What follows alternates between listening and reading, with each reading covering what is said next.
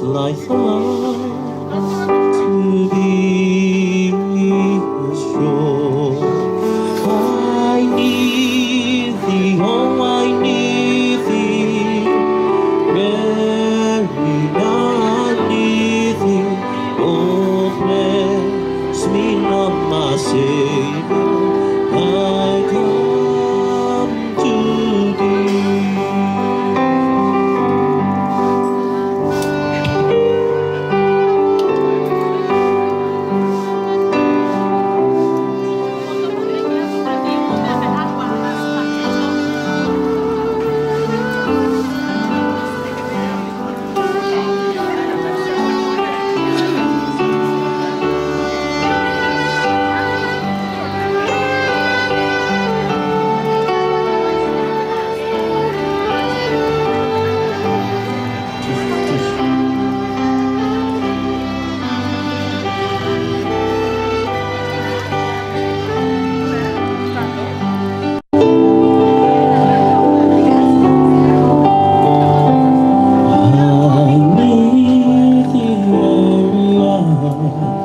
Most gracious Lord, no tender voice like thine to be our voice. I need thee, oh, I need thee, every hour I need thee.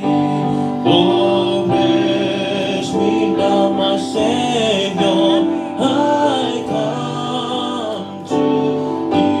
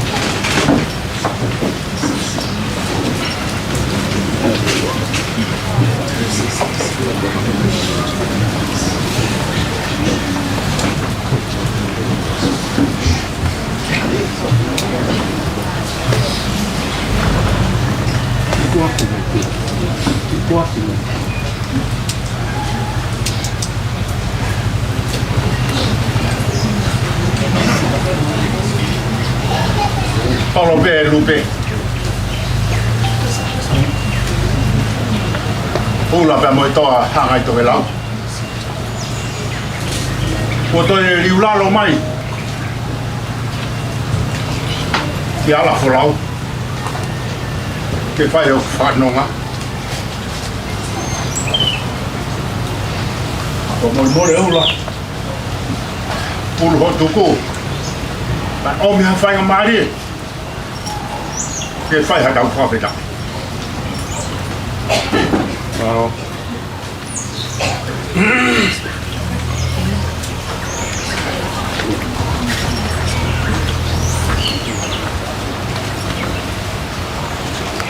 Koe whawhahimi e ka mata ke tau lot whawhetai ki e whiawhini.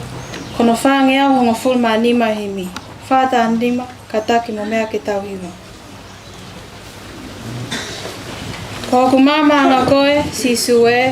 He la a o hoku lau maalie si sue. Neonge te paulia he langi a awhia. Te mama pē ka tai ai si sue.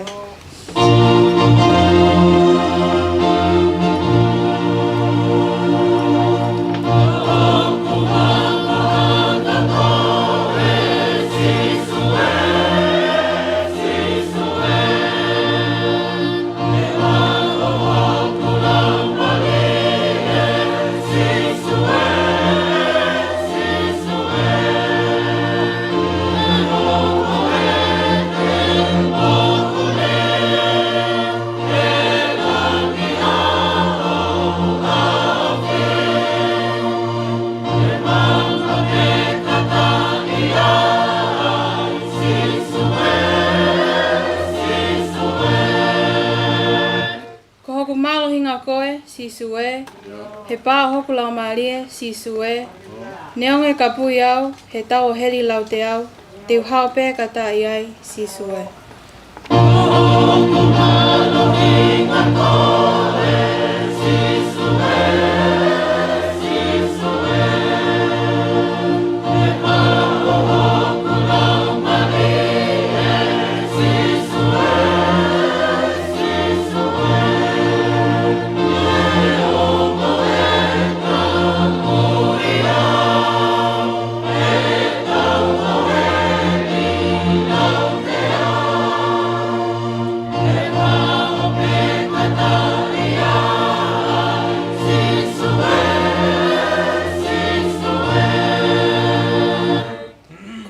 Whanga koe, si sue. He tau takanga piki mau pē, si sue. Hapoto pē te unofo ai, I heni pē I he wani. Te ulata pē ka tai ai, si sue.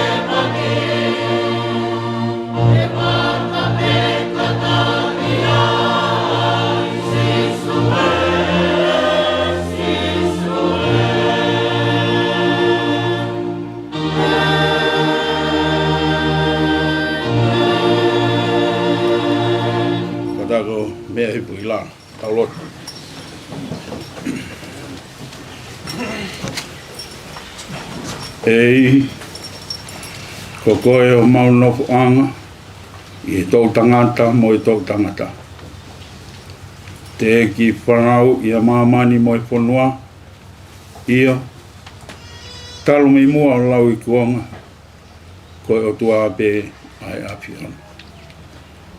O ko ke whakafoki ki he pū, ai tangata mea wai, pia ke pehe, hako a tama, foki mai. Tua mafi. Ai a piona koe whakatou mafi. Ko mafi o ku whonua ia he wani mo mamani i he teunga o langangi. Aho koe ni, ki whae aho mafi, koe o tua koe ku ke mafi ia mea kotope. O tua o e whakamoui, pe koe o tua o e ngata anga o hamoui. He koe tangata, koe karauni ia o maa i moa whakatupu. He nā ke ho, ki e tangata e maa nawa mo ui, pe a hoko ai tangata koe kakano mo ui. Neongo o ku ai tauanga, ai family. Pege Princess Pure, Charlotte Mafileo, Pilore Tuita. Kauma lot Tuita. Kawatoa. Kauma hamata Pure. Kau tau I whanua pe pehe e kau whaiwhikau. Pehe ke kau ngā to'o whatungi e kau ngā ako. Pehe ki he whaiwhikau kau mā e kai ngalotu. Mau te fua he whiawhi koe ni. Koe tūtu uni e koe pūre ia ai a whiona. O ku I kai ha mawhai e ta o universite ne lawa o ta ofi ai mafi o ia whiona. Mau whawhetai be neonga o ku ai tauanga ai family hui aloi mata. Kai whawhetai be na e mua be ki e family ai lotu lerei na e hao mo sisu. He o ku kau totonu ia ki hona urau maari. Ko hi ko ia e ia e mawhai pia mo iwi, mo malo ke tari aki ai pure maa oni ai a whiona. I he māma ko ia e lotu mahino e ke te mautoro tamai e toki ko ere ti mea ko toa pēku taimi. Taimi ke whanau mo taimi ke pekia. Tamai Paula, ua Korinto, o kui kai ko mau api eni. Ko nofo tēni ti pēnia. Mau hiki tēni ti pē. Ka lolo tonga e mau I mamani, o ia mau api ku teu he a whiona.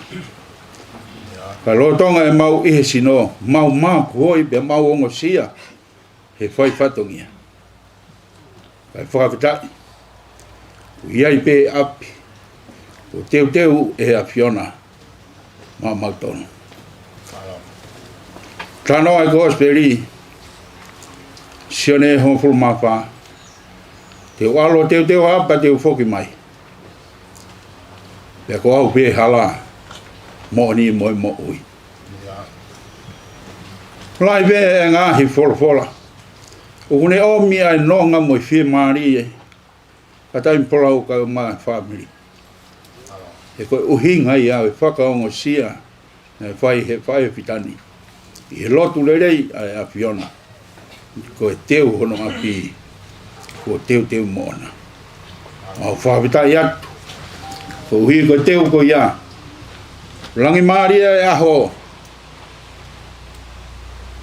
i he hoa ko eni whai ai manat meri whai ai e mau talanoa whakaosi ki he whae ko eni mau lot pe ki hoa whio whakawhei be ho lau maria ke hoko mai o nofo ia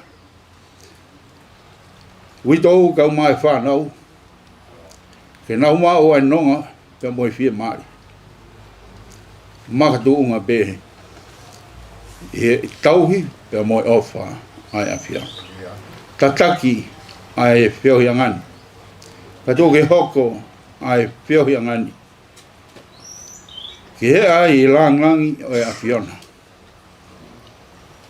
ke hifo mai ai hanonga mo fie mari ka kolo aki ai fami foi ta begina taina princesi pure ka uma lot tweet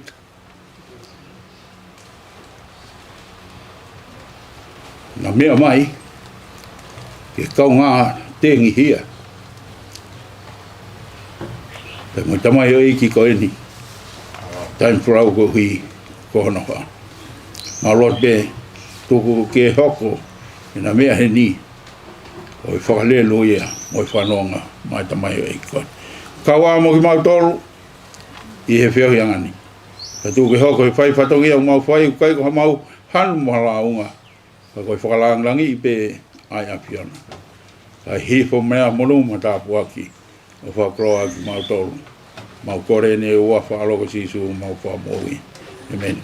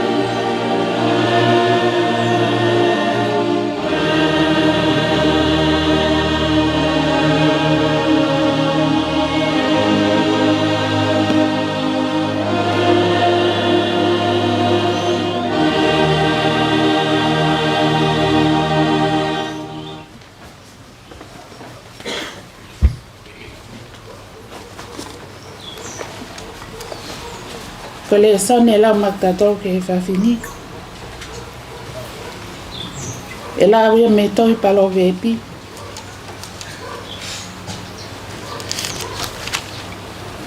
Tongo fulu mata hai vahe. Te uka matala me nongo fulu e pesi. O tuki o nongo fulu mawa.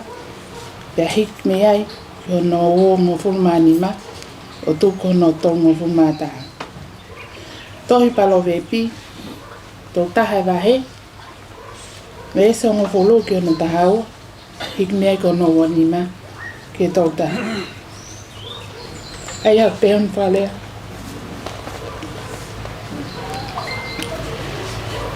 Ko wai fita. Ko hai tene ma.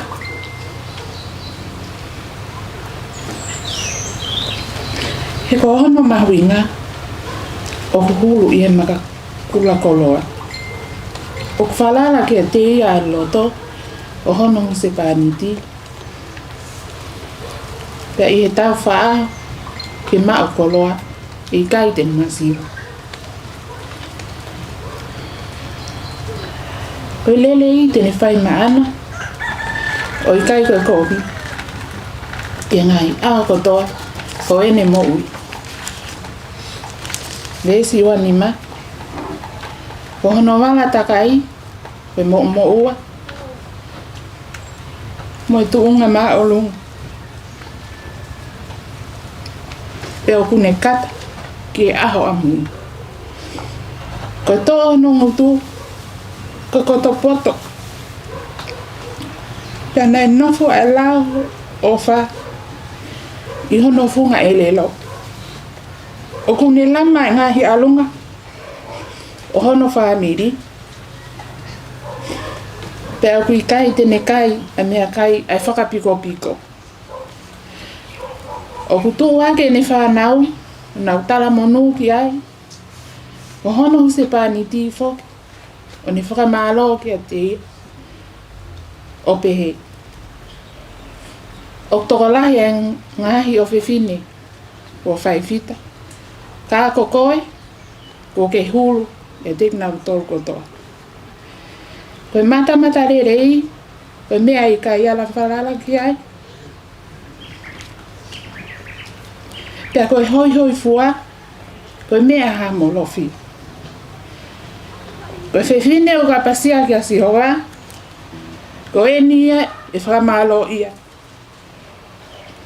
Tuku hono inasi me he fua. O hono nima. Pea ke ne ma o whakamalo. I ngahi matan kolo. I ngahi mea. Wone whai.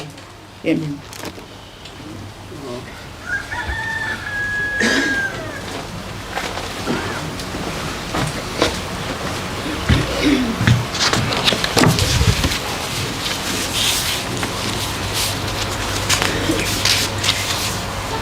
Whakatapo, ke hea whio ai o tua ko tai hea mai, i he poloka ama loto whawhetai. Whakatapo, ke taine prinsesi sa lote ma while o pilo levu tuita, kai umaa alo tuita. Pea gō whaapa, pea gō kore, ke uhufanga atu mua, i he tala whakatapo kakato. Me pangai o he lotu, pea mo e whanua.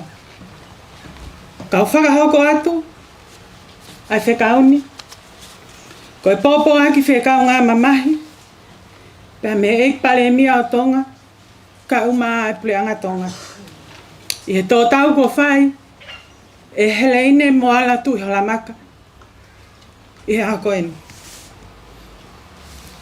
Ko e pōpō akini, na o si whai hono whakawholau, o whakahoko he konsela a tonga i Amerika, i he polo kalama o wau whakamawai, mo si heleine i he ahoni. Ofisi o Palemia, nuku alofa. Aho wahiwa o sune, wafe maua noani. Kia poutele kaho tu i halamaka mo e whamili. Hala alipate, hala siwili tapu, kolmotua. O ko whaapa, ka whahoko atu e tohini, ai popo aki ofa, pia moiango i whiekau ngā mamahi mo oni, pia mehe puleanga o ene a whio, ko uhi ko tau whakawha, Ko hake tonu I ho mauloto whale. O mole atuai si kaunanga ofa mo tōnunga I he whamili. Siasi pia mo puleanga. Aia ko si heleine moala tui halamaka. O kia e manatu ofa. Ke he kamata whakahoko whatongia a si heleine moala tui halamaka. I he puleanga tonga. I he hautolu o Septema tahiwa fitu noa. Na ne kamata whakahoko whatongia. I hono lakanga ko ofisa polisi ako. I he potunga aue polisi ai puleanga. I he kamata e neto o fohe. I hono whatongia. Na e fisiki tua mai a ene ofa whanua. Pea moene mate aki I hono whatongia. Pea kanoni aki a ene talangofua. He na ane taliangi mo hono loto veke. Ke whakahoko whatongia ke potunga e polisi. Pea moe puleanga o ene awhio o tatau aipe. I he ene pehe na ane hoko ko toko tahanga hue toto iwi mo whalalaanga. Pea ne lawenga monu ai I ngā hiki lakanga e potunga e polisi tonga o anga pehen. I he hatolu o Septema tahiwa fitnoa, na ne huai ke potunga e polisi atonga, o hoko ko ofisa polisi ako, I he kau ako polisi whikawha ai potunga e polisi atonga. Na kau foki a heleine moala tui halamaka, I he fuafua kau polisi whewhine e toko walu. Na anau kamatai, ai kau atu a haa whewhine, I he whakahoko whatongia I he potunga aue polisi tonga, pea moe puleanga o ene awhio, aia koe ofisa polisi whewhine. I he a tatau ai pe, na e whakapapau ia he potunga aue polisi, ke ne hoko koe ofisa polisi whewhine hoko. I he haurako siulai tahiwa fituono, na ne hiki ake ai ki he lakanga koe ofisa polisi Constapele Kalas Uluaki. Pe ko ia o iloa koe whakailonga taha. Na ne hiki ai pe I he ngahi tuunga mo ngahi lakanga. Koe Kopila, Satini, Inispekita, tokoni Inispekita pule, pe mo tokoni pule polisi maolunga. Na makatuunga ene I he ngahi lakanga maolungani. I he ngahi tau kei mo poto I ngawe. Pena ni hoko ai koe toko taha whalaalaanga, ke potu ngawe polisi, pea pehe foki ke he eik minister polisi. Na ane whakahoko whatongia, I he ngahi waa kehe o potu ngawe polisi tonga. O kawai a ene whakahoko whatongia, I he waa atali launga, waa awhewhononga aki I he halapuleanga, pea moe waa whakatotolohia. Na ne hoko foki ko sekretari ke komanta polisi. Pena ne whakahoko whatongia I he waa ngā ue tānaki whakamatala ai potu ngā ue polisi tonga. I he kotoa o ngāhi waani. Ko taimilahi o ene whakahoko whatongia I he potu ngā ue polisi ko he waa ngā ue tānaki whakamatala. I he ni ngā ue I he waani. Na whili a ia ke ne hoko ko he fuafua o ofisa polisi whakawheao ke he tāhine kuini kua ne unga whanua kuini halai wal mata I he ngāhi taulahi. I he tahiwa malwha, na whaaki ai a me tari whakalangilangi ki a heleine moala tu I halamaka. I he ne ngāue mā onga ma ai kakai o e whanua. I he ahua taha o tisema tahiwa hiwa ono, na tali ai he eik minister polisi a ene kole, ke ne mau wahenga mā loloa pe pensoni me I he ngāue whakapolisi. Ko ne mā lolo ko e ni, me he ngāue whakapuleanga, lolotonga o kune whakahoko whatongia he lakanga, ko tokoni pule polisi mā alunga, I he potu ngāue polisi tonga, pea moe puleanga o ene awhio. Ne ngona e lahi ai ngahi pole he lolotonga o ene whakahoko whatongia, kana ni kei tuli pe ke ne talangofua, mo tali a ngahi tutu uni mo yangi a ngawe anga. O ne whakahoko ake hono tuku I ngata, ke he lelei whakalukufua e potu ngawe polisi tonga, pea moe pule anga tonga. O kumooni e lea, O ku mapaki e wha, ka kei alaha hono tu anga. O ku pehea manat melia ki he tau anga na e whakahoko, e si hele ine moala tu i halamaka i he pule anga tonga. Na e whiunga whakakatoa lewa e ngahi tau na nesi to'o whatongia ai. To'o whatongia tō nunga, ma te aki li oa mo oski a velenga, ma e pot ngau e polisi pa mo i pule anga o ene hawhio. Mo e tau e ua full maono, mo e mahina e wha. E aha ua wha o sune, wa afe maua noani, na maua e he ofisi o e Palemia ai tala whakamamahini. Ko si tō tau si heleine moala tu i halamaka i Amerika. Ko tau mātua ki ongo, he koe teu whewhine ai potunga au e polistonga, pia moi puleanga tonga. Ka neongo ia, o kui kai ke tau hanu, pe halaunga, he ukei whakalewelewa pe ao niu a ene pule. Pia ko sihova na ane foaki, pia ko sihova ai pe o kune toi to'o, kai malo ia ai huafa o sihova. Na whiunga, mo tau kakato, ko ngahi tau na ni hoko ai ko ofisa ngā ue, mau wahenga malolo, na whiunga mo tau e ua full mawha, mahina e nima, pia mo aho e ua. Ihe ahoni, ne toka si hele ine moala tu i halamaka, i he nonga mo fie maalia ai eiki. Pia he malu a fuka o tonga. Ko tumutumu ia mo au whangatuku, ai whakaapa mo manatu ofa mo honga ia. Ai puleanga o ene awhio, ko uhi ko si tō whatongia lelei, mo poto, na e whakahoko e si heleine moala tu i halamaka. Lolotonga ene kei hoko, ko se vānit sivile, i he ngāwe anga, pia mo i puleanga tonga. Ko ne tau e tau lelei, pa ko ne lava i e whakapuepue, pia kua ne hui mahafu o tuk ai tau, ka ne hiki o whawhi au ki hau. Iyo, kai kau i kunae, hili ai ngā we maloloa, osi whaitokana toi mo ui, hili kolosi e mau ai kalaunu. Lolotonga e taimi whainga taani, whawhetai, o tau mau a sisu he koe fu mafi. I hono iwi whakalangi ke whakalelu he mamahi. Iyo, o ku kei sātai pea sātai te eke liua ia. Whatawangi ke o ofaki ki motolu he nonga mo fie maria e o tua mafi. He koia pe ho tau hūwhanga mo e tokoni mātu aki ofi he mamahi.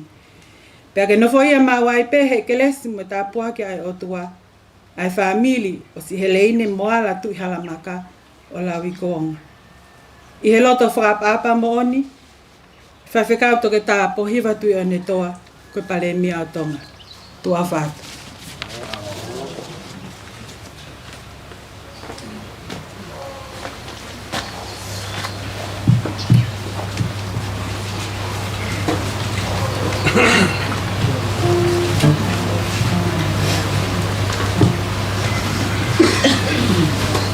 Flow a tu tiny princesa. Kai tuku pe ki whengamari ko e ni ke whakahoko ate ki hiwa manati ai whae.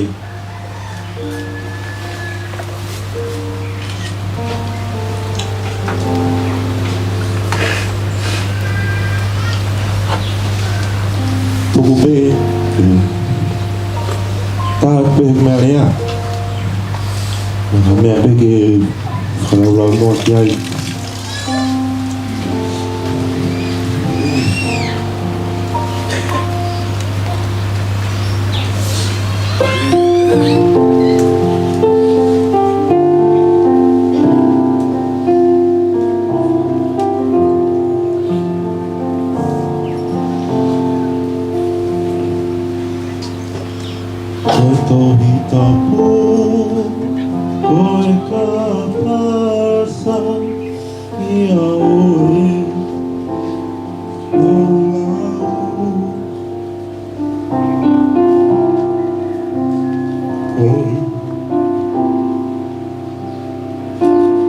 Oh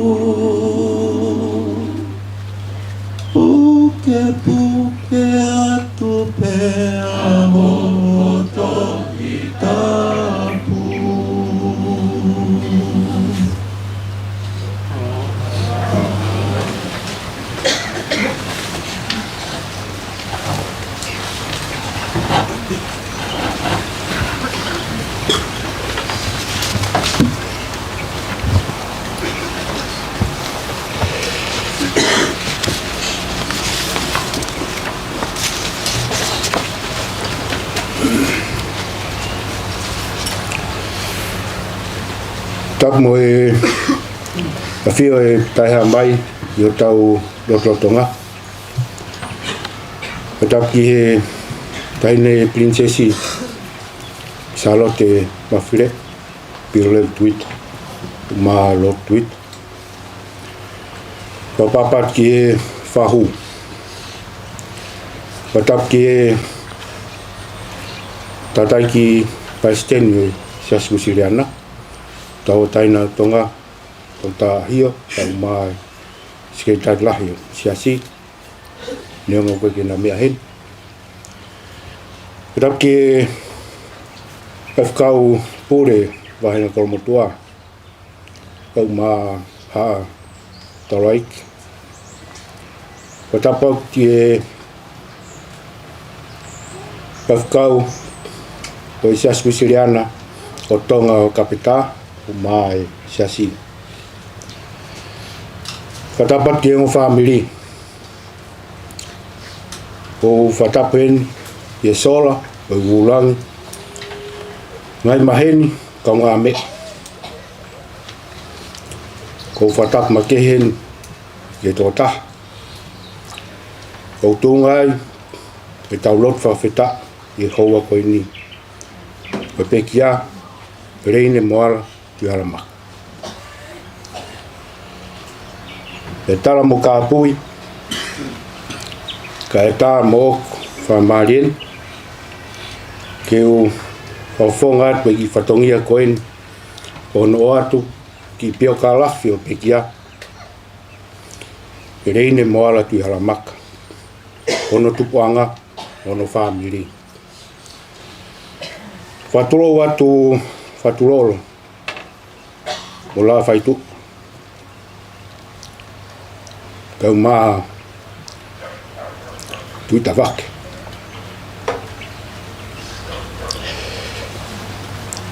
ya piko pare tuloto ne hake ufanga ai alo mi motu ye fekumi ye mama mo ilo pare o tu tuani ke uma harea o tau mo feunga e famalo atu ke te koi tu tawak yo mo ofa o ngata i whawheao ke hawa mama ke koutari ui ke whawheao ke hau tairiua mo tai ngata ko reine moala ke fuatapu ia e whanau e toko hiva ka viriami te vita moala ko e api ko taua ki tangata i wakatau mai whare vai wawa ia mo analini apisai